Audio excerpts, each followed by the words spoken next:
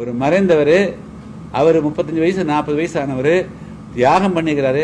வெறும் இமானுவேல் சேகரன், தியாகி இமானுவேல் சேகரன் சொன்னா இவங்களுக்கு இந்த கலெக்டருக்கும் இந்த இவங்களுக்கு குறைஞ்சு போச்சா?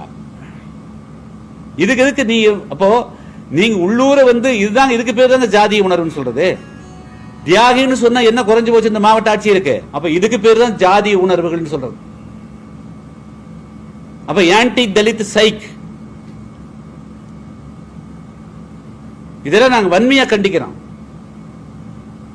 நீங்க இனிமேல் தியாகி இமானுவேல் சேகரனார் அப்படின்னு சொல்லிட்டு மாவட்ட ஆட்சியரோ இந்த அரசோ பயன்படுத்தல அப்படின்னு சொன்னால் கடுமையான விளைவுகள் ஏற்படுது. என்ன விளைவுன்னு சொல்ல மாட்டோம்.